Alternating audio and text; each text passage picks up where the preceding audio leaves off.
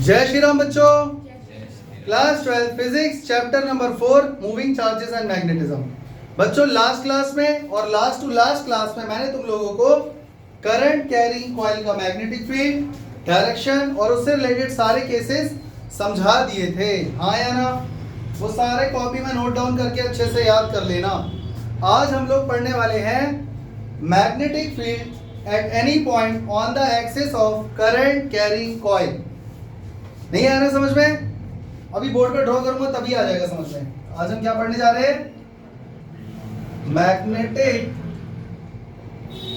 Field at any point on the axis of current carrying coil. कितने बच्चों को समझ में आ चुका है? किसी को नहीं?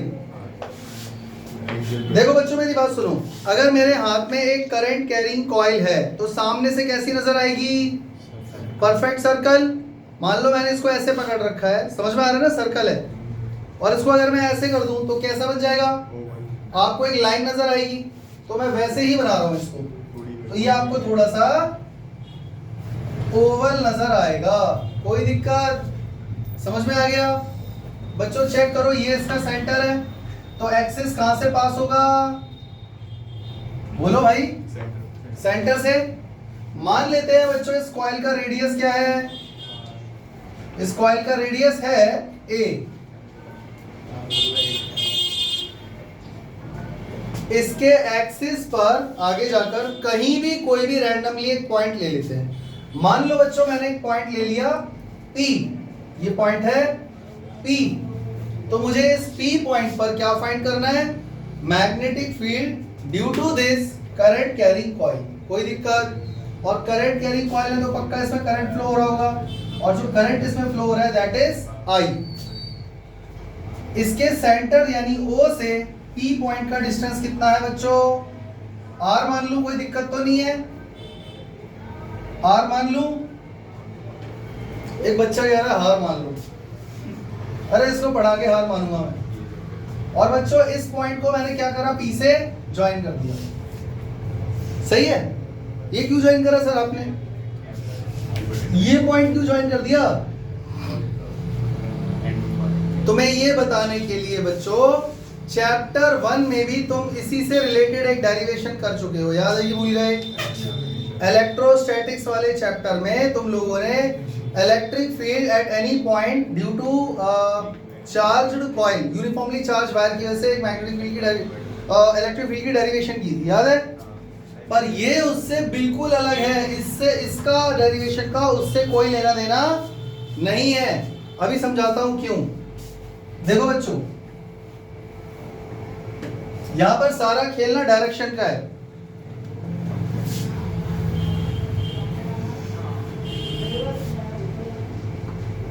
बच्चों मेरी बात सुनो, ये एक पॉजिटिव चार्ज है। अगर मैं कहूं कि इस P पॉइंट पर इस पॉजिटिव चार्ज की वजह से इलेक्ट्रिक फील्ड कितना होगा? कितना होगा मैग्नीट्यूड? तो वो तो सबको पता है, KQ/R²। पर डायरेक्शन क्या होगी? तो बच्चों ये जो line joining the charge at that point, उसी डायरेक्शन में जाएगा इलेक्ट्रिक फील्ड, हाँ या ना? And that will be equal to this. सबको ये बात समझ में आ गई या नहीं पहले ये बता दो। लेकिन अगर मैं किसी करंट एलिमेंट की वजह से, जिसका नाम है आइडियल, पॉइंट P पर अगर मैग्नेटिक फील्ड फाइंड करूं तो बच्चों कैसा होगा वो? कितना होगा वो? μ0I/2a ब्रैकेट में sin θ1 प्लस sin θ2, याद है? हमने डेरिवेशन की थी ना इसकी। पर मुझे ये बताओ बच्चों डायरेक्शन क्या होगी? क्या डायरेक्शन उसी एक्सिस पे होगी जो मैंने लाइन जोड़ी हुई है? नहीं, बल्कि यहाँ पर राइट हैंड थंब रूल लगेगा। यहाँ से मैग्नेटिक फील्ड अंदर जा रहा होगा और यहाँ से बाहर आ रहा होगा, यानी मैग्नेटिक फील्ड की डायरेक्शन इस P पॉइंट पे inside the board and perpendicular to the board होगा, हाँ या ना? तो इसमें और इसमें फर्क समझ में आया या नहीं पहले इतना बताओ? फर्क समझ में आया या नहीं पहले इतना बताओ? आ गया? तो ये बात याद रखना, ये डेरिवेशन और वो डेरिवेशन में काफी फर्क है, बिल्कुल अलग अलग फील्ड की चीजें हैं। अब मुझे इस करंट कैरिंग कॉइल की वजह से P पॉइंट पे क्या फाइंड करना है? Magnetic field. मैंने यहां पर एक छोटा सा करंट एलिमेंट ले लिया जिसका नाम है IDL। पूरी कॉइल की वजह से P पॉइंट पर मैग्नेटिक फील्ड इकट्ठा एक बार में तो मैं फाइंड कर नहीं सकता, तो मैंने एक छोटा सा करंट एलिमेंट ले लिया जिसका नाम है IDL। पहले मुझे ये बताओ बच्चों, इस पॉइंट की वजह, इस करंट एलिमेंट IDL की वजह से P पॉइंट पर जो मैग्नेटिक फील्ड होगा उसकी डायरेक्शन क्या होगी? देखो जैसे ये कॉइल है आपके पास, समझ में आ रहा है? इसके सेंटर से एक्सिस जा रहा है, आपकी तरफ जा रहा होगा, तो जरा चेक करो करंट अगर इधर जा रहा है तो राइट हैंड मेरा इधर जा रहा है, तो सेंटर पे मैग्नेटिक फील्ड अंदर की तरफ जा रहा होगा। मेरी बात समझ पा रहे हो? तो आप चेक करो इस कॉइल में, ये कॉइल इस तरीके से है, करंट ऊपर से इधर जा रहा है, अगर इधर जा रहा है तो राइट हैंड थंब रूल के हिसाब से मैग्नेटिक फील्ड अंदर जाएगा, और करंट अगर एंटी क्लॉकवाइज जा रहा है तो सेंटर पे मैग्नेटिक फील्ड अंदर से बाहर जा रहा होगा। हाँ या ना? मतलब इस कॉइल के सेंटर पे मैग्नेटिक फील्ड अंदर से बाहर जा रहा है, आप ऐसे समझ लो, सेंटर से मैग्नेटिक फील्ड इधर जा रहा है और इधर भी करंट है, इधर भी करंट है, तो चेक करो अकेले इसी पॉइंट पे तो मैग्नेटिक फील्ड जा नहीं रहा होगा, पूरे में जा रहा होगा, तो वो इस तरीके से जा रहा होता है मैग्नेटिक फील्ड और इधर से एंटर कर रहा होता है। समझ में आ गया? तो आप चेक करो P पॉइंट पर मैग्नेटिक फील्ड कैसे जाएगा। देखो सेंटर से अंदर जाएगा और आइडियल की वजह से P पॉइंट पे किधर जाएगा? ऐसे, ये हो जाएगा dB1। What is dB1? dB1 is the magnetic field at point P due to current element IDL। समझ में आ गया?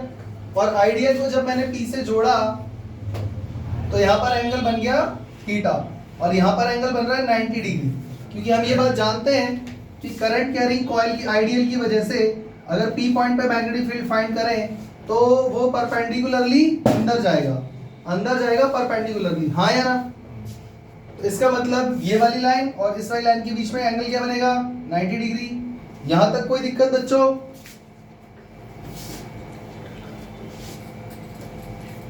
जबकि चैप्टर 1 में तुमने क्या देखा था कि करंट कैरिंग कॉइल की वजह से P पॉइंट पर मैग्नेटिक फील्ड, ये छोटा सा चार्ज एलिमेंट है, तो ये बहुत छोटा सा चार्ज हुआ, पॉइंट चार्ज की वजह से मैग्नेटिक फील्ड P पॉइंट पे कैसे जाएगा? उसी एक्सिस से सीधा चला जाएगा। पर क्या यहाँ पर ऐसा हुआ? यहाँ पर इसकी वजह से मैग्नेटिक फील्ड अंदर से जा रहा है, ऐसे ऐसे सेंटर से, तो ये ऐसे जा रहा है इधर से, P पॉइंट को इधर की तरफ हिट करके जा रहा है। समझ में आ गया? ये फर्क है उस चैप्टर में और इस चैप्टर में। क्लियर हो गया? अरे भाई क्लियर हुआ कि नहीं? अब बच्चों चेक करो dB1 जो है इसको दो कंपोनेंट्स में डिवाइड करोगे आप, एक बन जाएगा आपका, देखो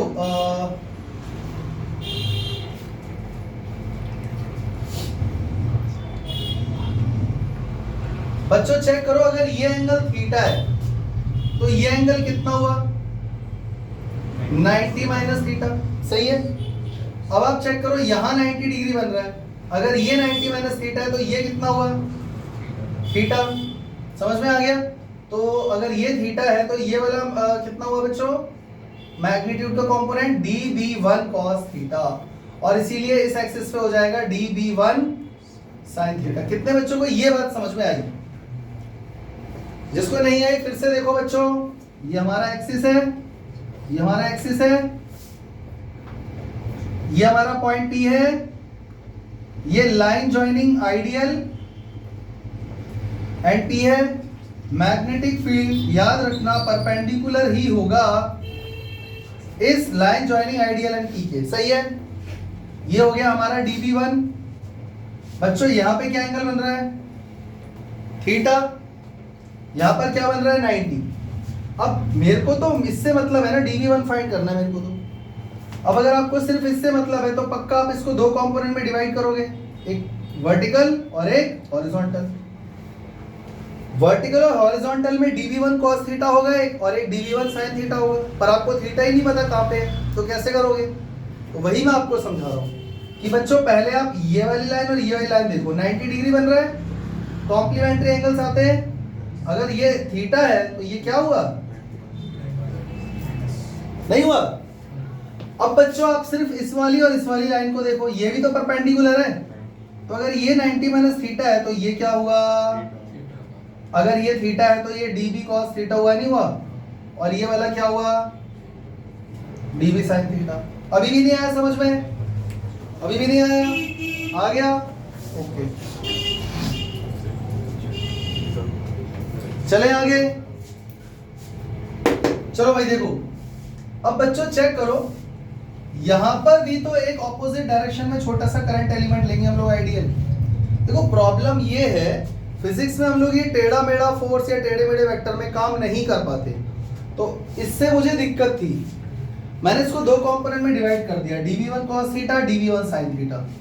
अब मुझे इससे कोई लेना देना नहीं है, लेकिन आप ये भी तो सोचो, इसकी वैल्यू और इसकी वैल्यू भी तो आपको फिर रिजल्टेंट फाइंड करना ही पड़ेगा ना।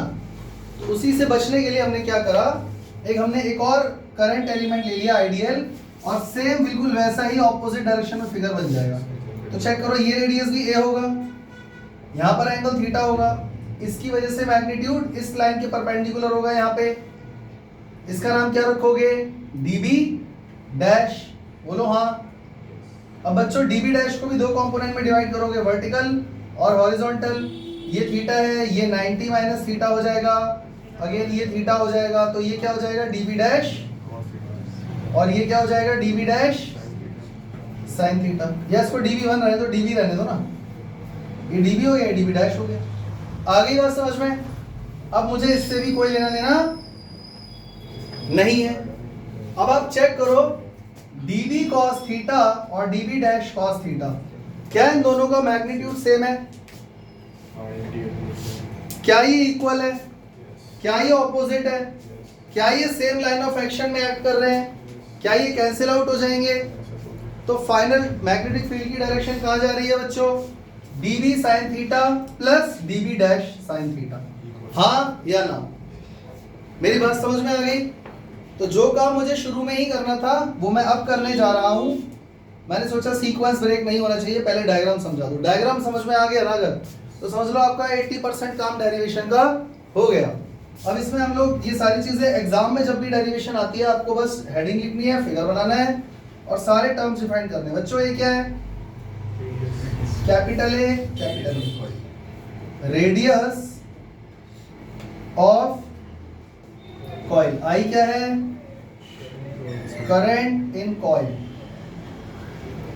अच्छा, आर क्या है? डिस्टेंस O टू P, ये पॉइंट P है। बच्चों AP डिस्टेंस किसके इक्वल है?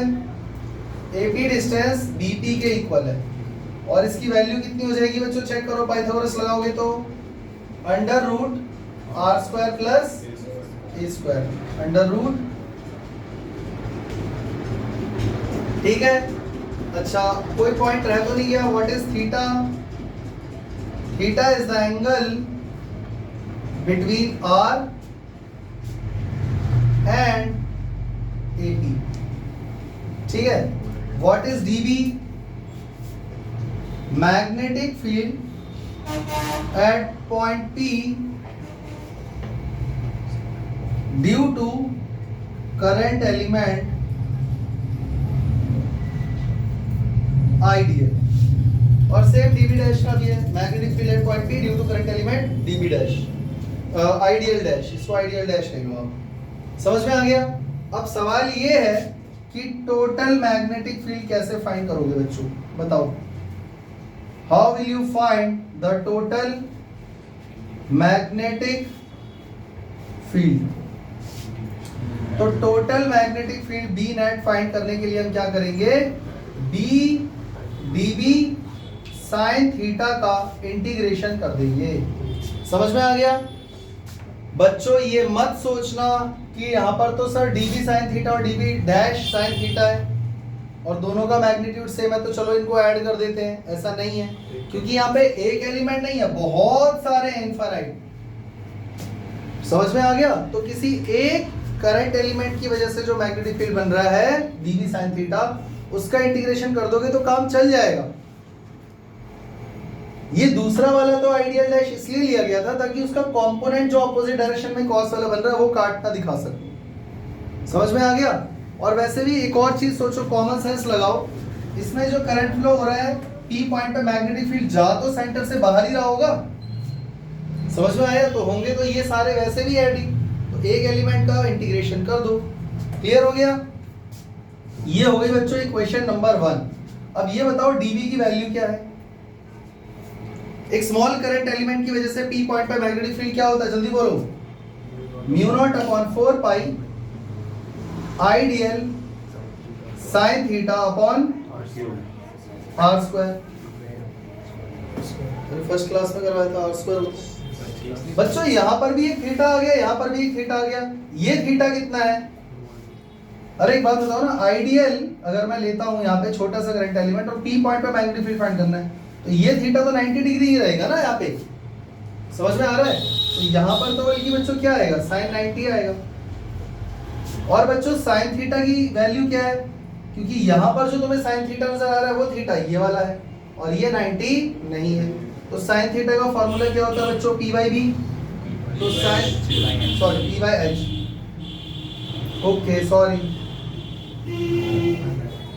तो इस थीटा के हिसाब से P कौन है बच्चों, A, और H कौन है, r² + a² अंडर रूट। सही है गलत? ये दोनों वैल्यू उठा के कहां पुट कर देंगे, इक्वेशन फर्स्ट में। Put these values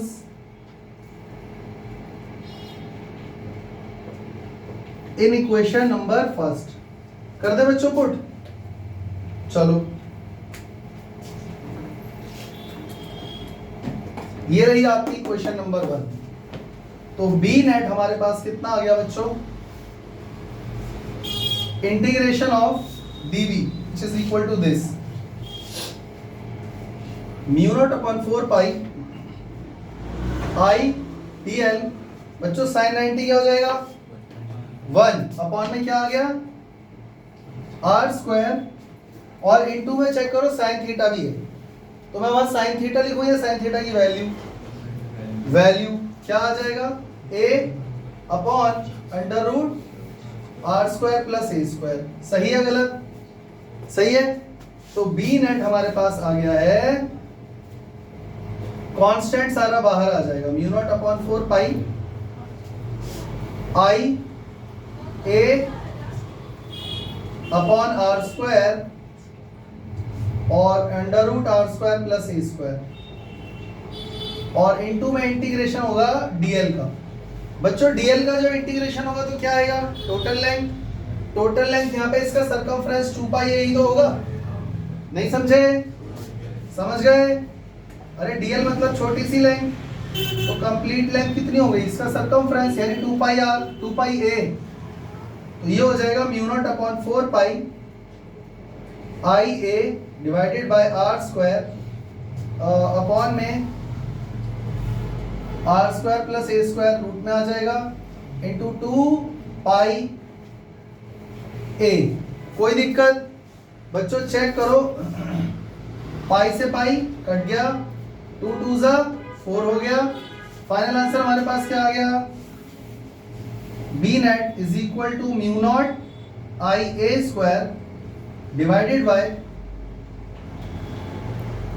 2r² under root r² + a²। समझ में आया कि नहीं बच्चों? और यहां पर लग जाएगा टेस्ला। कोई दिक्कत? और डायरेक्शन क्या होगी इसकी बच्चों, direction towards positive x axis. अभी तो फिलहाल ये लिखा जाएगा कि x एक्सिस की डायरेक्शन में जा रहा है मैग्नेटिक। समझ में आ गया? कोई दिक्कत? चले आगे। बच्चों इसमें एक मिस्टेक हो चुकी है, तुम लोगों को दिखी? इसमें एक बहुत छोटी सी मिस्टेक हो गई है जिसकी वजह से फाइनल फॉर्मूला सही नहीं आया है। अब इस मिस्टेक को मैं रेक्टिफाई कर रहा हूं, और इस मिस्टेक से तुम लोग ये सीखोगे कि ये गलती कोई भी कर सकता है। देखो मैंने कोई भी वैल्यू गलत पुट नहीं करी है, डेरिवेशन एकदम सही है, यही स्टेप्स फॉलो करने हैं, ऐसे ही इंटीग्रेट करना है। फिर फॉर्मूला सही क्यों नहीं आया? क्योंकि मुझसे गलती हुई है। और ये गलती पक्का एक नॉर्मल बच्चे से भी हो सकती है। तो गलती करके सीखने से ये होता है कि आप वो गलती दोहराओगे नहीं एटलीस्ट, ठीक है। अब मेरी बात सुनो बच्चों, हमने बी नेट का फॉर्मूला यहां पर लिखा था, जरा चेक करो, सही है, कोई दिक्कत तो नहीं है, फॉर्मूला सही है एकदम। और हमने dB की वैल्यू ये यहां पर पुट कर दी थी और साइन थीटा की वैल्यू ये रही जो हमने पुट कर दी थी, कोई दिक्कत, सही है। जरा चेक करो dB का फॉर्मूला क्या होता है बच्चों, एक बार साइड में आके बताना। फॉर्मूला होता है mu naught upon 4 pi I D L sine theta, जो कि यहाँ पे 90 डिग्री है, अपॉन आर स्क्वायर, हाँ या ना। What is this R? R is the distance between the current element and point P, whatever be the point P, सही है। चेक करो, हमारा करंट एलिमेंट तो ये रहा और पॉइंट पी ये रहा, तो आर की जगह मुझे क्या लेना चाहिए था? चेक करो क्या लेना चाहिए था, R square plus A square का होल स्क्वायर, क्योंकि वहां आर का स्क्वायर भी है। नहीं समझे? समझ गए पक्का? ये गलती कोई भी कर सकता है। तो बच्चों ये मुझसे एक गलती हो गई है, तो यहां पर क्या आएगा बच्चों, R square plus A square, और देखो यहां पर जो रूट है वो इस स्क्वायर की वजह से कट जाएगा, सही है गलत? अब चलते हैं आगे, कोई दिक्कत नहीं है, यही वैल्यू यहाँ पे पुट करेंगे बच्चों, रूट हट सॉरी यहाँ पर क्या आ जाएगा, R square plus A square. अब होगा ये कि जब ये सब कांस्टेंट बाहर आएगा तो ये भी देखो बच्चों R square plus A square है, ये भी R square plus A square है, इसकी पावर है 1, इसकी पावर है 1/2, तो इस पूरे की पावर क्या हो जाएगी बच्चों, R square plus A square power 3/2। और ये ऐसा कैसे रहेगा, यहां पर इसकी पावर अगेन 3/2 हो जाएगी, R square plus A square power 3/2 हो जाएगी, और यहां पर भी बच्चों ये टर्म चेंज होकर क्या हो जाएगा, R square plus A square power 3/2। कितने बच्चों को ये बात समझ में आ गई? अब ये गलती तुम लोग तो नहीं करोगे, समझ में आ गया? और साथ ही साथ ये फॉर्मूला भी तुम्हें याद रखना है, रट लो, ये फॉर्मूला मोस्ट इंपॉर्टेंट है इस चैप्टर में, बल्कि इस पूरी बुक में। Mu naught I A square divided by 2 R square plus A square power 3/2, कोई दिक्कत? एक और मजे की बात सुन लो, क्या ये जरूरी है कि यहाँ पे सिर्फ एक ही कॉइल हो? ऐसा भी तो हो सकता है कि एक इतना बड़ा वायर है कि इससे मैंने एक लपेटा, 2 लपेटा, 3 लपेटा, बहुत सारे मैंने क्या लगा दिए, लपेटे लगा दिए। और लपेटे लगाओगे तो क्या बनेगा बच्चों, नंबर ऑफ टर्न्स, समझ पा रहे हो? मेरे कहने का मतलब ये है कि इसमें नंबर ऑफ टर्न्स बढ़ गए हैं, एक नहीं है, n टाइम्स। तो बच्चों यही फॉर्मूला फॉर n टर्न्स, तो दिमाग लगाओ बच्चों, अगर एक कॉइल की वजह से सेंटर पे मैग्नेटिक फील्ड इधर इतना बन रहा है तो n टाइम्स इंक्रीज हो जाएगा या नहीं बी नेट? तो B net will be n times of mu naught I A square divided by 2 R square plus A square power 3/2। कोई दिक्कत? अरे भाई कोई दिक्कत? समझ में आ गया? इसके पीछे यूनिट क्या लगेगी बच्चों? टेस्ला नहीं बे, टेस्ला, टेस्ला। क्लियर हो गया? कोई दिक्कत? चले आगे। तो बच्चों इसी में इसको और डिटेल में समझने के लिए काम करते हैं, इसमें कुछ केसेस लेते हैं।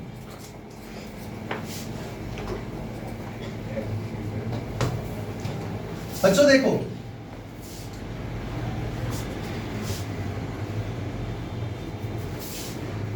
जो फिगर मैंने बनाया था जरा चेक करो, P पॉइंट यहां पर था, सही है गलत है?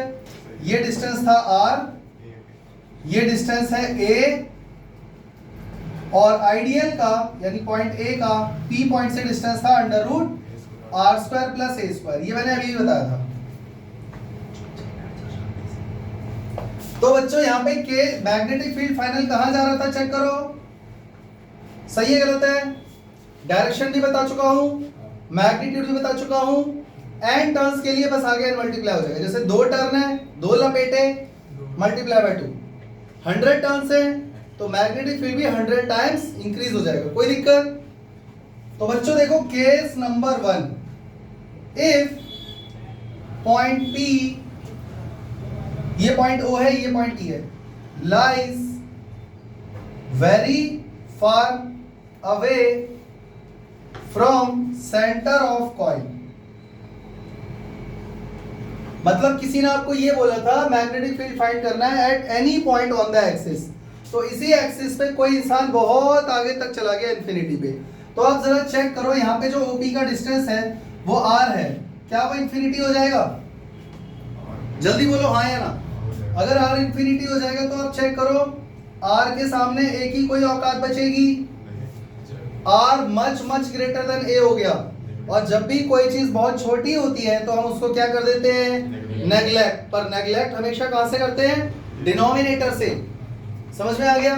तो इसी फॉर्मूले में अब जरा चेक करो बी नेट कितना हो जाएगा, जल्दी बोलो बच्चों। न्यूमरेटर में ए रहेगा, डिनोमिनेटर में नहीं रहेगा। क्लियर हो गया?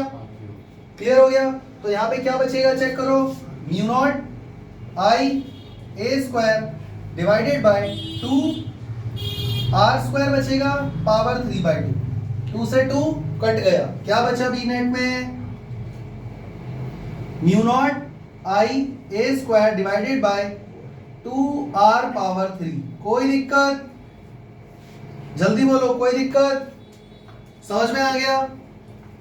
इसके बाद बच्चों चलते हैं केस नंबर 2 की तरफ। ये नोट डाउन कर लेना, मैं इरेज करने जा रहा हूं।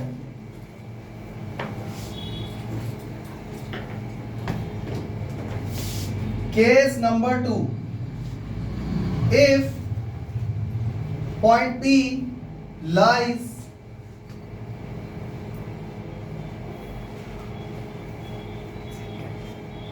in such a way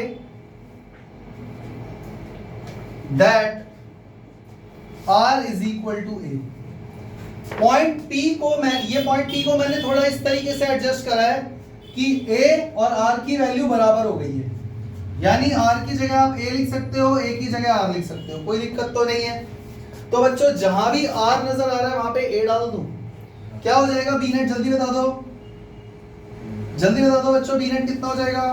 mu naught I A square upon 2 A square plus A square, 2a square हो जाएगा होल पावर 3/2। सही है गलत है?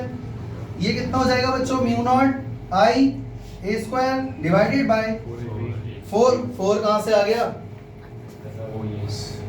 2 पावर 3/2 एंड 2 पावर 1। बच्चों यहाँ पे 2 पावर 1 है और ब्रैकेट के अंदर 2 है, तो ये 3/2 पावर 2 के लिए भी है, तो 2 की पावर 1.5 एंड 2 पावर 1 कितना हो गया? 2 पावर 5/2, यानी 2 की पावर 2.5। तो ये हो जाएगा 4√2 इंटू a पावर 5/2। सही है गलत? सही है गलत? बच्चों यहाँ पे चेक करो, a स्क्वायर है, a स्क्वायर से जब यहाँ पे स्क्वायर जाएगा तो क्या बचेगा? यहाँ पे क्या बचेगा? a power 1/2। सही है गलत? तो यहाँ पर हमारे पास बी नेट कितना हो गया? म्यू नॉट आई बाय 4√2a टेस्ला। चेक कर लो, कोई दिक्कत तो नहीं है? पावर 3/2 है ना, यानी 1.5 हो गई इसकी पावर 1 है, तो 1.5 और 1 2.5 हो गए ना, तो 2.5 में से 2 को कर दिया 4 और √2 a पावर हो गया 5/2, इससे कटा तो a पावर 1/2 बच गया यहाँ पे, और वो मैंने यहाँ पे लिख दिया। समझ में आ गया बच्चों? क्लियर? इसके बाद चलते हैं आगे, केस नंबर 3।